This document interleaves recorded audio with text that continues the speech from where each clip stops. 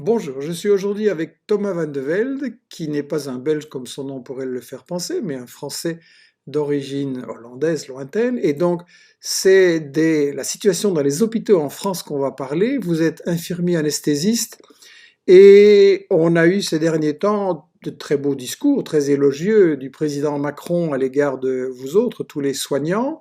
Il a dit aussi à un moment donné, nous sommes en guerre, et apparemment ça vous a pas plu. Pourquoi? Oui, bonjour. Alors effectivement, ça m'a fait bien réagir ce discours de notre président parce que moi je suis infirmier anesthésiste dans un hôpital donc du sud de la France et donc dès la mi-mars nous avions les consignes d'organiser la gestion de l'arrivée de la vague de patients Covid et ce discours de nous sommes en guerre je trouvais très excessif. C'est pas une guerre que nous apprêtons, enfin, que nous avons eue. C'est un mouvement, donc c'est une pandémie, un mouvement, une maladie qui est arrivée sur la France, mais qui avait aussi touché pas mal de pays, et qui touche encore pas mal de pays. Mais la guerre, c'est pas ça. C'est utiliser des gros mots toujours à l'extrême. Et du coup, quand on n'explique pas bien les choses, quand on n'explique pas le problème, c'est très difficile de le résoudre. Et moi, il m'a fait très vite réagir. J'ai fait ce papier sous le sentiment, pas de la colère, mais j'étais un peu nerveux et surtout frustré parce que ça fait des années que nous, on signalait qu'il y avait un problème à l'hôpital public. Mhm. Et ce problème, il est majoré et on le voit directement là en période entre guillemets de crise. Et c'est pas nouveau, c'est quelque chose qui était très récurrent. Ça fait des dizaines d'années que l'hôpital perd à moins de moyens, perd au niveau de sa qualité, de son accueil des patients. Mhm. Et là, on avait l'impression que notre président euh, n'avait pas le sentiment qu'il y avait un problème avant, qu'il trouvait ça que tout allait très bien, vu que ça allait tellement bien qu'il fallait diminuer le nombre d'hôpitaux, qu'il fallait diminuer le nombre de lits, et que là, comme par hasard, un Covid menaçait l'équilibre de l'hôpital, alors que l'hôpital était déjà bien en danger depuis des années. Donc vous Et pensez que donc, ce c'est pour ça que ça me discours fait réagir. martial sur la guerre, vous pensez que ce discours il sert à cacher en fait des manques et des fautes commises avant? Ah oui, tout à fait. Des manques, il y en a eu beaucoup et il y en a encore. Et c'est surtout, en fait, quand on parle de guerre, en fait, après, ça devient très binaire. C'est on est pour, on est contre, on se tait, ou alors, si on parle, c'est on est contre le côté du bien. Alors qu'il il y a ni bien, il y a ni mal. On est juste dans un état de fait où actuellement les hôpitaux, en tout cas dans le Grand Est et dans la région Île-de-France, sont saturés. Mhm. Mais il faut savoir pourquoi est-ce qu'ils sont saturés et comment ça se fait que nous soyons en arrivés là. Et donc Pourquoi est-ce que les hôpitaux sont remplis dans ces régions-là? alors là il faudra voir les études prochaines, mais on peut imaginer que ce soit la région Île-de-France ou le Grand Est, c'est une région à forte mobilité. C'est une région où la population donc bouge beaucoup et donc d'un patient qui est porteur du germe le transmet très vite et celui-ci le transmet encore plus vite. Mais Alors vous avez c'est dit qu'il y a donc pas assez de lits d'hôpitaux, ils ont diminué ou qu'est-ce qui s'est passé? Alors, les lits d'hôpitaux, en fait, il faut savoir qu'il y a des agences régionales de santé, donc une agence par région, qui est censée gérer la disposition donc de la structure hospitalière, de l'accueil des patients par région. Et ces mêmes régions sont pilotées par le ministère. Et on voit que année après année, on demande à ce qu'il y ait une restructuration au sein des hôpitaux. On parle dans les réunions, ça parle de budget, ça parle de comment faire pour être économe. Et au fur et à mesure des années, on perd des lits, on perd des structures hospitalières, et ça ne s'améliorera pas dans le temps. Et donc, forcément, au bout d'un moment, quand il y a un problème, quand on est déjà sur le fil du rasoir en temps normal, et Mhm. ben, dès qu'il y a un problème, mineur ou majeur, mais là, c'est majeur, donc ça remarque, ça dénote encore plus les manques qu'il y a depuis des années. Et du coup, quand il y a ce problème, forcément, il est beaucoup plus visible. Ça veut dire aussi un manque de masques, un manque de gel, un manque de produits nécessaires pour cette pandémie? Alors, le manque de matériel qu'on appelle les équipements de protection, euh, il est criant. Alors, il est criant, mais il n'est pas dans toutes les structures. Alors, forcément, les structures du Grand Est et les structures d'Île-de-France, qui sont beaucoup plus touchées que le reste de la France, leur stock est parti très vite. Et donc, dans un premier temps, on leur demandait d'utiliser donc les équipements, les masques d'IFFP2, les masques chirurgicaux, les casaques de protection. Tout ça, au bout d'un moment, on leur a demandé de moins les utiliser, que finalement, ça serait utilisé que pour les patients confirmés Covid, alors que dans un premier temps, tout le monde était suspect. Et puis les tuniques, après, on peut même voir qu'il y en a qui ont été réutilisées. On les lavait pour les réutiliser pour après. Pas très bon pour la Alors, sécurité, ça. mais en fait, c'est plus la sécurité et l'hygiène qui était la règle, mais le critère manque de moyens. Hmm. Dans le sud de la France, nous n'avons pas été confrontés à ce manque de moyens autant que dans les régions Île-de-France et Grand Est, mais nous sommes confrontés à une politique où il faut faire très attention au niveau des stocks. D'ailleurs, on n'a pas accès à tous les stocks qui sont souvent conservés dans le bureau des cadres et ils sont vraiment donnés au compte-gouttes. Donc, on a du matériel, pas en assez grande quantité. On ne peut pas se sentir protégé efficacement comme on devrait l'être, mais on fait tant bien que mal avec les moyens du bord. On n'est pas dans la pénurie qu'il y a dans le Grand Est, dans l'Île-de-France, mais on n'est pas non plus dans l'état sécuritaire qu'on devrait être. Est-ce que il y a pour l'ensemble des régions assez de personnel? Alors, non. Alors, en plus, c'est disparate parce que, ce qui est bizarre, c'est qu'on a eu des appels dans un premier temps, mais c'était des appels d'une manière, des candidatures spontanées où on nous demandait, donc, dans le Grand Est et l'Île-de-France, si on pouvait les rejoindre. Mais il n'y avait rien de réglementé au niveau national. Puis là, c'est vraiment il y a une quinzaine de jours où, d'une manière officielle, il a été demandé au personnel s'il pouvait partir. Et il n'y a qu'une quinzaine de jours. Ça fait déjà plusieurs semaines, mois que le problème est là. Il faut savoir que le personnel, il est sans arrêt sur le fil de rasoir, c'est-à-dire que on a toujours en service minimum. Et quoi qu'il arrive, c'est du service minimum. Donc, quand il y a un problème, pour y pallier, c'est très difficile.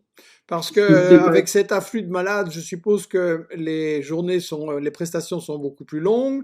Comme il y a aussi des soignants contaminés, forcément, il y en a moins au travail. Donc, il y a un problème d'épuisement par rapport à ça. Alors, tout à fait, c'est un effet boule de neige où nous avons déjà pas suffisamment de personnel et ce personnel-là qui est contaminé reste forcément chez lui et donc on manque encore plus de personnel. Le personnel qui était déjà fatigué, mais il était fatigué bien avant la crise du Covid. Donc, ce personnel-là est encore plus en surmenage et ce qui fait que, oui, le manque de personnel est criant. Alors, ce qui a été fait dans un premier temps pour pallier justement à ce manque de personnel et pour prendre en charge toute cette vague de population dit Covid, c'était on a arrêté l'activité des soins. En gros, pour les blocs opératoires, tout ce qui était les blocs programmés qui pouvaient être repoussés, ça a été repoussé ou annulé. Et donc, on verra donc après toute cette vague-là quand ça reprendra. Donc, Et ce ça qui veut fait dire que qu'il y a il y a peut-être aussi des gens qui vont avoir des conséquences pour leur santé, non liées au Covid, mais victimes indirectes.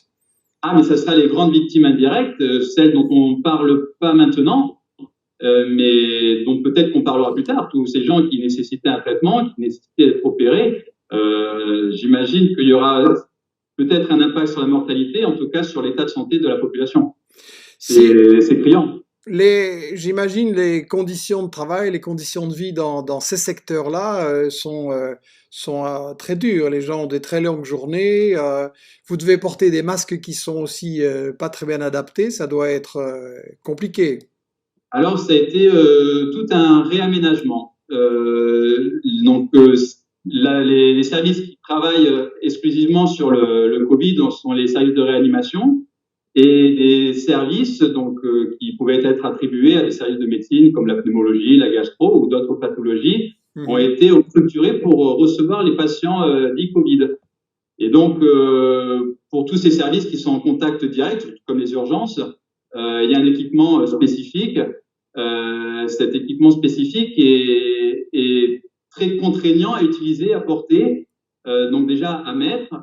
Quand on travaille avec cet équipement, il n'est pas facile. Quand on met les masques, on a vite de la buée dans les masques. On reste souvent 2 heures d'affilée dans les chambres pour s'occuper des patients. Et donc, notre confort n'est pas là du tout. C'est vraiment pas évident. Oui, c'est une fatigue physique. Mais à cela aussi se mène une fatigue psychologique parce que beaucoup de personnel, on n'était pas nous n'avons pas les connaissances pour s'occuper de tous ces gens-là. Et donc, on a été envoyé dans des services où pour pas mal d'entre nous, nous y avons plus mis les pieds depuis une dizaine d'années dans les services de réanimation. Moi, pour ma part, j'étais au bloc opératoire. J'ai jamais travaillé en réanimation et je travaille en réanimation. Alors, mon diplôme me permet d'avoir des connaissances et de la pratique, mais ça n'a rien à voir avec l'expérience qui fait qu'on travaille dans un lieu où on connaît où se trouve le matériel, on connaît les traitements utilisés, on connaît tous les locaux, tous les thérapeutiques. Et c'est cette difficulté psychologique qu'on a, c'est parce que la moindre prise de sang, le moindre geste qu'en temps normal, ça serait facile pour nous de faire, là est beaucoup plus difficile parce qu'on doit réfléchir à nous, notre qualité donc du geste, à l'hygiène qu'on fait par rapport à ce geste pour ne pas risquer d'être contaminé ou de pouvoir contaminer les autres, et à tout réfléchir à chaque fois sur où est le matériel, comment le récupérer, qu'est-ce qui se passe après.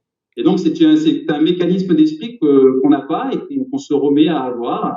Et c'est à la fatigue physique qui cumule, se rajoute une fatigue psychologique. Et puis mine de rien, il y a un stress de s'occuper de ces patients Covid parce que, alors, on commence maintenant à en savoir un peu plus sur cette maladie. Mais il y a encore 1 mois et demi, 2 mois, il y avait des doutes sur de nombreux points. Et donc, on nous disait non, mais c'est une petite grippe, ou ben non, ça se transmet pas par l'air, non, c'est qu'au contact.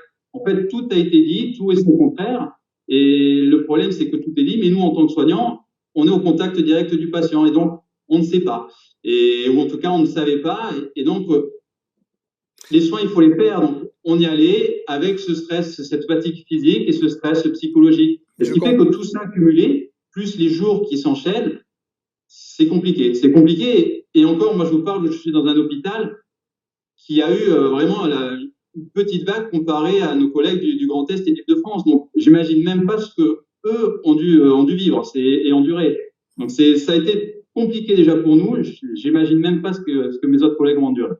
Oui, je pense que la population en Belgique, en France, se rend bien compte à quel point ce boulot est vraiment dur, qu'il faut beaucoup de courage, qu'il faut beaucoup d'endurance, de résistance aussi. Mais apparemment, beaucoup de soignants n'apprécient pas la façon dont ils ont été traités par Macron et ses prédécesseurs avant, et donc il y a beaucoup de reproches. Vous n'êtes pas le seul à dire que, franchement, Macron n'est pas le bienvenu avec ses belles paroles. Ah mais non, mais il peut pas l'être. Il peut pas. Mais lui, comme ses prédécesseurs, le problème n'est pas maintenant. Le problème ne dure pas depuis 1 mois. Le problème, il dure depuis des années où on perd en tout en fait. Il perd en nombre de places disponibles pour la population. On perd en qualité des soins. On perd en personnel. On perd en formation. Vous avez La fait beaucoup de formation. manifestations et de grèves même, non? Ah mais toutes les grèves qu'on a pu faire, c'était justement pour dénoncer ce manque, où on a moins de lits pour s'occuper des patients, où on a moins de lits, moins de personnel pour nous en occuper. La formation des soignants, c'est plus que c'était comme avant. Ce qui veut pas dire que les infirmiers, les étudiants infirmiers, par exemple, c'est plus facile pour moi d'en parler parce que je m'en occupe personnellement. Ça veut pas dire que ça sera des mauvais infirmiers plus tard. Mais ça veut dire que la formation, même si au niveau théorique, elle est plus aboutie, au niveau pratique, vu que nous sommes moins d'infirmiers dans les services, c'est plus difficile pour nous de nous en occuper et de les encadrer. Et ce qui fait que c'est beaucoup plus difficile après un étudiant infirmier qui sort de là d'être de suite autonome et d'être de suite efficace. Pour revenir sur les manifestations et les protestations contre les mesures, je montre ici à l'image une anesthésiste masquée face à un policier très bien masqué et protégé lui aussi.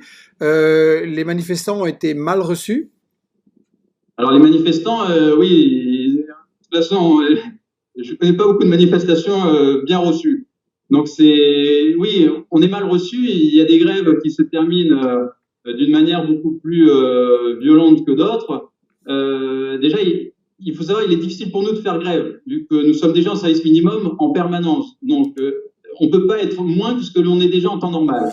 Et aller faire grève, c'est donc prendre du temps, forcément. C'est essayer de se rapatrier donc sur un même lieu. Donc, c'est souvent Paris ou au niveau de la préfecture ou d'une manière locale. Et vu que il est vrai que les soignants ont d'habitude bonne presse auprès de la population, mais il faudrait non plus pas trop que la population soit au courant de tous les manquements qu'il y a depuis des années. Et donc, Quand on parle de grève, les grèves, c'était pour de l'argent ou pour... alors, les grèves, alors bien sûr, il y a un côté financier dans chaque grève où on gagne. Alors, le salaire dans la fonction publique hospitalière est pas énorme. Je ne sais pas si je peux donner mon salaire ici, mais on n'a pas énorme. Mais le problème n'est même pas au niveau financier. Quand on parlera de notre salaire après, nous, notre cri d'alarme, c'est au niveau donc des lits, au niveau de l'accueil des patients, au niveau de notre capacité à pouvoir fournir un travail efficace. Et ça, on l'a plus. Il faut savoir que maintenant, la population à l'hôpital, elle est beaucoup plus difficile à gérer que la population d'il y a 20 ans. Il y a 20 ans, une opération qui se faisait au niveau de la hanche ou au niveau du poignet, n'importe quelle opération chirurgicale, il y avait des patients, une population jeune qui était à l'hôpital. Je parle des patients, ce qui nécessitait moins de temps de soins à apporter. Là où maintenant, la même facture, ça sera une personne âgée de 80 ans ou qui pourrait être obèse, qui aura d'autres pathologies en plus, qui sera Alzheimer, qui sera démente. Et ça prend énormément de temps. Ou alors, nous, en fait, il y a la conscience des soignants où on veut bien faire les choses, et il y a la conscience administrative où on nous dit, mais non, faites les soins et vous occupez pas des restes. Et donc, c'est là où on est pris entre deux feux en disant, moi, techniquement, j'ai juste une prise de sang à faire. Et la prise de sang, c'est pas que ça, la prise de sang. C'est aller voir le patient, s'inquiéter comment il va, c'est le réinstaller, c'est l'écouter. Les gens, ils ont besoin d'être, les gens ont besoin d'être écoutés. Ah, mais les gens, ils ont surtout besoin d'être écoutés, ils ont besoin d'être rassurés, ils ont besoin d'être confortés. On travaille avec l'humain et ce côté humain, il est sorti.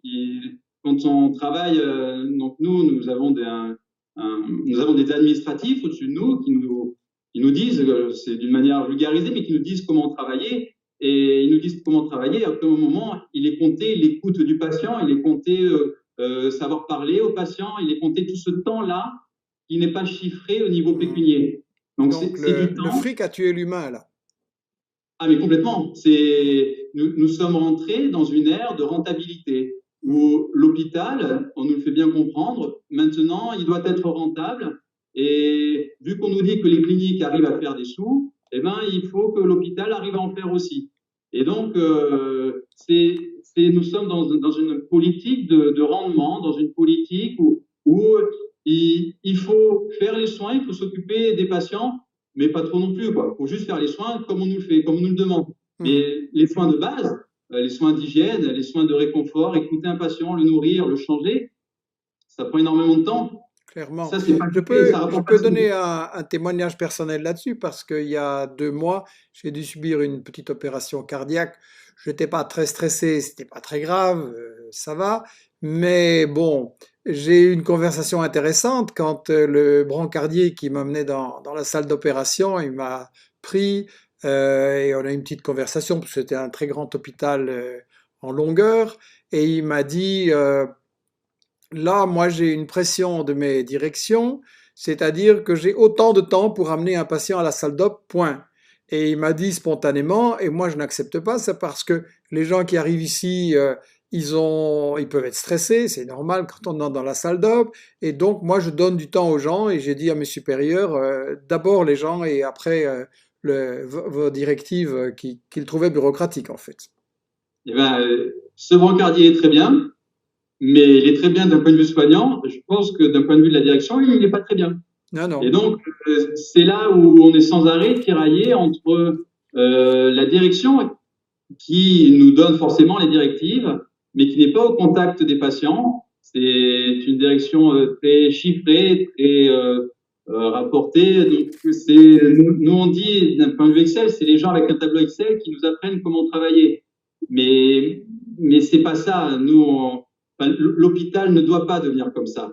Il faut surtout pas que l'hôpital devienne inhumain. Et on le voit, et c'est là où nous, dans nos manifestations, on tire cette sonnette d'alarme, c'est que oui, on travaillera toujours à l'hôpital, il y aura toujours du travail. Mais il est tellement déshumanisé que ça en devient triste. Et que c'est là où il y a beaucoup d'infirmiers, pas que les infirmiers, excusez-moi, tout le personnel soignant, qui est pris dans un état de conscience où en fait on est pris en otage entre ce qu'on nous demande de faire et au final ce que nous on veut faire. Et il y a une grande différence parce que on est tiraillé, nous on veut s'occuper bien des gens et faire en sorte que leur souffrance soit diminuée. Et on pourrait largement diminuer cette souffrance par la parole, par la prise en charge. Des fois, il vaut mieux réinstaller un patient. Ça prend 10 minutes de réinstaller un patient confortablement que de faire un traitement médicamenteux, qui effectivement va prendre 2 minutes à faire, le traitement médicamenteux. Mais réinstaller un patient, je crois que c'est mieux. Et c'est tout ça, tous ces petits détails qu'on perd, qu'on veut nous faire perdre, mais dont nous sommes encore nombreux à se battre pour essayer de préserver ça. Et on espère que dans toutes les grèves qu'on peut faire, la population comprend bien que notre but, c'est justement de sauvegarder le bien-être de l'hôpital, de sauvegarder la capacité de bien soigner les gens. Je crois que vous avez bien exprimé pourquoi les soignants ont manifesté. Ils ont été mal reçus. Je montre ici à l'image où on voit carrément des blouses blanches ou bleues en fait qui sont couchées sur le sol dans un sit-in de protestation et on voit un policier avec un spray qui est en train de les asperger de façon assez violente quand même et donc vous avez dit aussi que c'est pas seulement les soignants dont les manifestations ont été mal reçues mais aussi d'autres catégories. J'ai ici une petite caricature de Macron qui, lui, est bien équipé en masque. Le problème, c'est qu'il a mis ses masques sur les oreilles pour ne pas écouter les revendications des gilets jaunes, des retraites, des hôpitaux, des avocats. Donc, en fait, c'est le moment maintenant, tout ce qui arrive, c'est le moment pour la population de réfléchir. Oui, ces manifestants avaient raison. Non, Macron et ses prédécesseurs défendait le fric contre l'humain et donc c'est ça qui doit changer après la crise? Ah mais ça serait une bonne chose. Alors c'est après la crise du coronavirus, mais la crise elle était déjà avant. Effectivement, ça fait un peu plus d'1 an qu'il y avait la manifestation des Gilets jaunes. On peut être d'accord ou non avec le mouvement des Gilets jaunes, mais ça démontre bien qu'il y a un problème au niveau de la fonction publique, c'est-à-dire que tout ce qui était censé être régalien au niveau de ce que devait gérer l'État, eh ben, même si c'est encore dans le giron de l'État, c'est en train de perdre. On est en train de perdre terriblement au niveau de la santé. Je crois qu'il n'y a aucun soignant qui peut dire qu'aujourd'hui l'hôpital est meilleur qu'il y a 20 ans.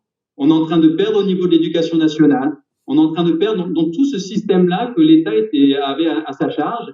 Et ce qui est dommage, c'est que nous avons la police, la gendarmerie, qui contrôlent ces manifestations alors qu'ils sont dans le même état que nous. Ils sont aussi touchés que nous par cette crise d'austérité. Ils sont aussi touchés que nous par le manque de moyens, que ce soit en personnel, que ce soit en capacité matérielle.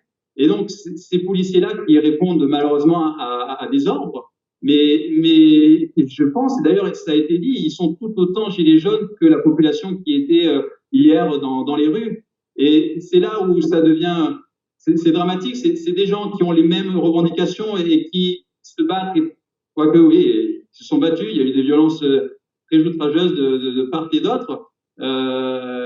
Si ce n'est que la police, c'est leur travail, ils sont pas censés comme ça être aussi violents. Et dans mon monde idéal, j'aurais aimé que la police plutôt rejoigne les mouvements de manifestation plutôt qu'à l'inverse. Mais si la police avait rejoint les mouvements de manifestation, quels auraient été les moyens de protection pour le gouvernement?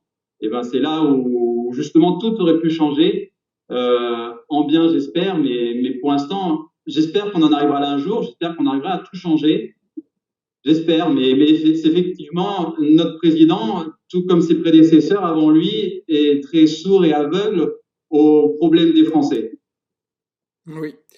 Je pense que c'est un message important qui passe là. Je présente une petite caricature où on voit effectivement Macron, président des riches, qui se moque en fait de la santé et de l'humain.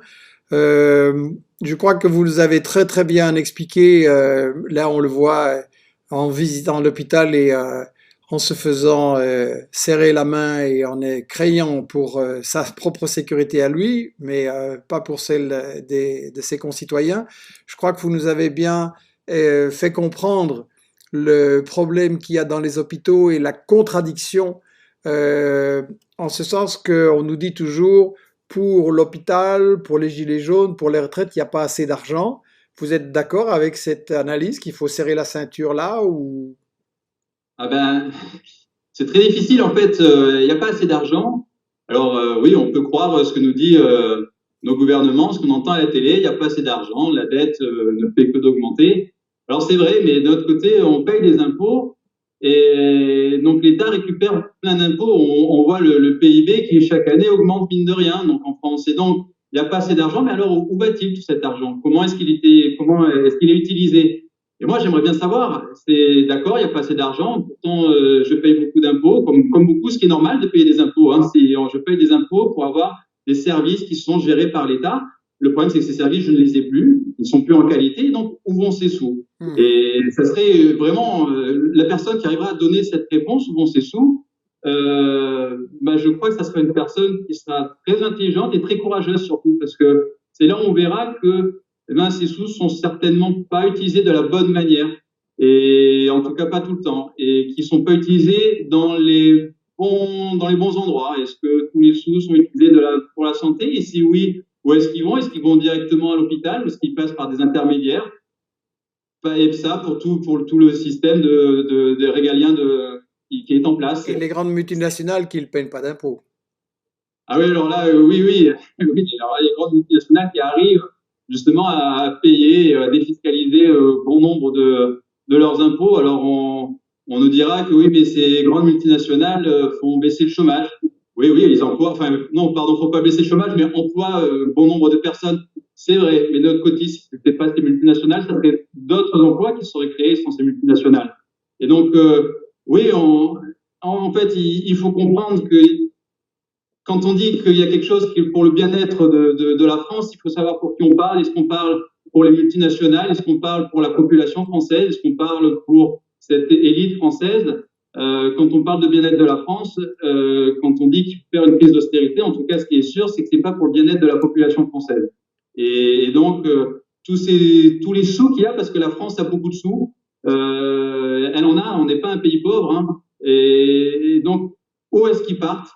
Ça, je peux pas vous le dire. Alors, j'ai bien ma petite idée, mais on ne sait pas exactement où est-ce que ça part. On voit qu'il y a des commissions, des gens qui gagnent énormément dans ces commissions. Et c'est assez écœurant de voir tout ça, parce que, au final, après, on voit que la grande partie de la population, eh ben, elle trime, elle a du mal. Alors oui, on a un taux de chômage qui stagne depuis 10 ans entre 8 et 10%. C'est trop énorme. Mais alors, notre gouvernement va dire, oui, mais il a baissé, je crois qu'ils l'ont récupéré à 10%, que là, il est à 8%. C'est vrai, ça a baissé, mais le taux de travailleurs pauvres n'a fait que d'augmenter. Alors, diminuer le taux de chômage pour avoir plus de pauvres, je ne sais pas si c'est quand même un bon calcul. Bien. Et donc, c'est tout ça qui fait que la population, depuis cette crise d'austérité qu'on a depuis maintenant une grosse dizaine d'années, c'est pas la population qui en sort vainqueur, loin de là. Très bien. Bien voilà, Thomas, je crois que voilà une très bonne conclusion qui appelle à la réflexion, non seulement comment fonctionnent les soins de santé, mais qu'est-ce qu'on fait avec notre argent, où vont les cadeaux, comment doit être organisée l'économie et la société. Je pense que à quelque chose malheur est bon, comme on dit, cette crise pourrait et devrait être l'occasion d'une réflexion profonde. Merci d'avoir apporté votre témoignage. On se retrouvera bientôt avec d'autres Michel Midi prochainement, notamment sur les questions des recherches scientifiques et des dangers de se laisser embarquer dans des théories complotistes ou autres. On aura aussi Michel Midi sur les conséquences de la crise pour l'Afrique et toute une série d'autres. Voilà. Prenez soin de vous, partagez vos réflexions, partagez vos livres et vos coups de cœur et à bientôt pour de prochains Michel Midi. Merci à vous.